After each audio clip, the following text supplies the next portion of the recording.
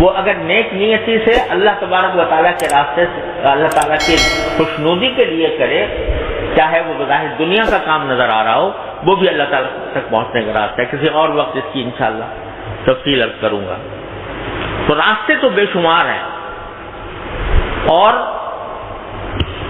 اس کی تفصیل شریعت نے بیان کی ہے، لیکن میں عرض یہ کیا تھا کہ ہم جیسے کمزوروں کے لیے کوئی ایسا سہل راستہ، آسان راستہ، جس کے ذریعے اللہ تبارک و تعالیٰ کے قرب اور اس کے ساتھ خاص تعلق پیدا ہونے کی منزل ہمارے لیے آسان ہو جائے اور جلدی ہو جائے، اس کے لیے میں نے 2 باتیں عرض کی تھی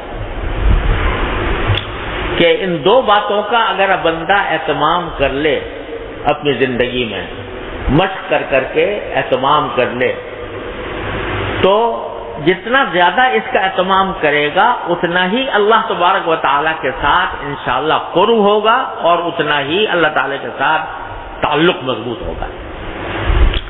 ایک راستہ ہے دعا کا، جس کے اوپر میں کئی بیانات کر چکا ہوں کہ اپنی ہر بات، ہر حاجت، چھوٹی ہو یا بڑی ہو، اللہ تعالیٰ سے مانگنے کی عادت ڈالے، کچھ ایسا بن جائے کہ چلتے پھرتے ہر وقت کو کچھ نہ کچھ اللہ میاں سے مانگ رہا، یا اللہ یہ کر دے، یا اللہ یہ کر دے، یا اللہ یہ کر دے۔ حاجات بے شمار ہیں بندے کی، تو چھوٹی سے چھوٹی حاجت بھی اللہ تبارک و تعالیٰ سے مانگنے کی عادت ڈالے، چاہے زبان سے چاہے دل سے، جس وقت بھی جو حاجت بھی ہے وہ اللہ تعالیٰ کے سامنے پیش کرے۔ اور نبی کریم سرور عالم صلی اللہ علیہ وسلم نے جو معصور دعائیں تلقین فرمائیں مختلف اوقات میں، صبح اٹھو تو یہ پڑھو، اور وضو خانے میں جاؤ تو یہ پڑھو، باہر نکلو تو یہ پڑھو، مسجد میں جاؤ تو یہ پڑھو، گھر میں جاؤ تو یہ پڑھو، سواری پہ سوار ہو تو یہ پڑھو، یہ سب اسی بات کی عادت ڈالنے کے لیے ہے کہ بندہ ہر وقت اپنے پروردگار سے رابطے میں رہے، ہر وقت اپنے پروردگار سے کچھ نہ کچھ مانگتا رہے۔ تو ایک چیز یہ ہے اللہ تعالیٰ تک جلدی اور آسان طریقے سے پہنچنے کی ایک بہت ہی آسان تدبیر یہ ہے۔ اب کیا بتاؤں کہ بزرگوں نے یہاں تک فرمایا کہ جب کسی وقت گناہ کا تقاضا ہو رہا ہو دل میں، کسی گناہ کا، اس وقت بھی اللہ تعالیٰ سے مانگے، یا اللہ یہ شیطان مجھے پریشان کر رہا ہے، یا اللہ یہ نفس مجھے پریشان کر رہا ہے، مجھے فلاں گناہ کی طرف مائل کر رہا ہے، یا اللہ یا تو مجھے اس سے بچا لے یا پھر مجھ سے مواخذہ نہ فرمائیے گا۔ اللہ تبارک و تعالیٰ سے اس وقت بھی، عین اس حالت میں بھی اللہ تبارک و تعالیٰ سے مانگے۔ تو اتنی سہل تدبیر ہے، اور یہ جو فرمایا کہ ادعونی استجب لکم، کہ مجھے پکارو میں تمہارا جواب دوں گا۔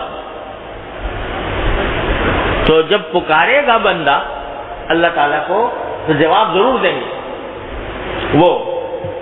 اب جواب چاہے اس شکل میں ہو کہ جو مانگ رہے ہیں وہ دے دی جائے، چاہے اس شکل میں ہو کہ اللہ تعالیٰ کسی اور طریقے سے تمہیں نوازتے ہیں، لیکن پکارتے رہو۔ ایک راستہ تو یہ۔ دوسرا راستہ جو بڑا آسان بھی ہے اور بڑا ضروری بھی ہے اور انتہائی مؤثر بھی ہے، وہ ہے اللہ تعالیٰ کی نعمتوں پر کثرت سے شکر ادا کرنا۔ ہر وقت بندہ اللہ تعالیٰ کی نعمتوں میں ڈوبا ہوا ہے، سر سے لے کر پاؤں تک ہر وقت اللہ تعالیٰ کی نعمتوں سے فائدہ اٹھا رہا ہے۔ آنکھیں دیکھ رہی ہیں، کان سن رہے ہیں، منہ میں بولنے کی طاقت ہے، زبان چل رہی ہے، ہاتھ پاؤں کام کر رہے ہیں، چلنا پھرنا ہو رہا ہے۔ یہ سب کیا ہے؟ یہ سب نعمتیں ہیں اللہ تبارک و تعالیٰ کی۔ تو انسان ہر وقت، ہر لمحے اللہ تعالیٰ کی نعمتوں میں ڈوبا ہوا ہے۔ قرآن کریم فرماتا ہے ان تعدوا نعمت اللہ لا تحصوها،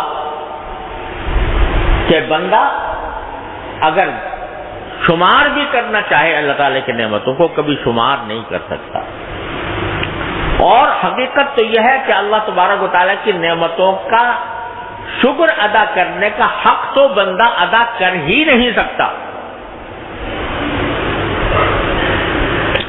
حضرت شیخ سعدی رحمۃ اللہ علیہ کی مشہور کتاب ہے گلستان، پہلے بہت پڑھائی جاتی تھی، اہتمام سے پڑھائی جاتی تھی.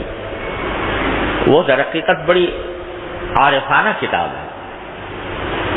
اس کی جو مقدمہ ہے حضرت شیخ سعدی رحمۃ اللہ نے لکھا ہے، وہ اس میں فرماتے ہیں کہ یا اللہ میں آپ کا کیسے شکر ادا کروں. شکر ادا کرنا تو چاہتا ہوں لیکن شکر کیسے ادا کروں کہ میرا جو سانس آ رہا ہے، سانس جو چل رہا ہے، تو سانس کا باہر آنا ایک نعمت، اندر جانا دوسری نعمت. سانس اگر اندر جائے باہر نہ آئے تو کیا ہوگا؟ موت. سانس باہر آئے اندر نہ جائے تو کیا ہوگا؟ موت. لہذا سانس کا اندر جانا ایک نعمت اور سانس کا باہر آنا دوسری نعمت. تو اگر میں صرف سانس کی نعمت پر شکر ادا کرنا چاہوں تو ہر سانس پر دو شکر واجب ہیں، ایک سانس کے اندر جانے پر، ایک سانس کے باہر آنے پر. اب اتنی دیر میں الحمدللہ کہوں گا یا اللہ تعالیٰ کا شکر اگر یا اللہ آپ کا شکر ہے کہ مجھے سانس آ گیا، اتنے میں دوسرا سانس آ جائے گا، پھر دو نعمتیں، پھر دو شکر. اس کا شکر ادا کرنا چاہوں گا تو تیسری مرتبہ سانس آ جائے گا، اور پھر دو نعمتیں، پھر دو شکر. ساری زندگی اگر میں صرف سانس آنے کی نعمتوں کا شکر ادا کرنا چاہوں، ساری زندگی اس کے سوا کوئی اور کام نہ کروں، تب بھی صرف سانس کی نعمت کا شکر ادا نہیں ہو سکتا. ہو سکتا ہے؟ نہیں ہو سکتا. اور کتنی نعمتیں، اور نعمتوں کو چھوڑ دو، صرف سانس کے آنے جانے کی نعمت، اس کے شکر کا میں شکر ادا کر ہی نہیں سکتا. تو حقیقت میں تو شکر اللہ تبارک و تعالیٰ کا ادا ہو نہیں سکتا. اتنی نعمتوں کا ایک انبار ہے، ایک بارش ہے ہر وقت انسان کے اوپر. لیکن جتنا زیادہ جتنا بھی کر سکے تو آدمی کو یہ چاہیے کہ ہر چھوٹی بڑی نعمت پر جو اس کو حاصل ہو، جب بھی کوئی خوشی حاصل ہوئی، کوئی راحت ملی، کوئی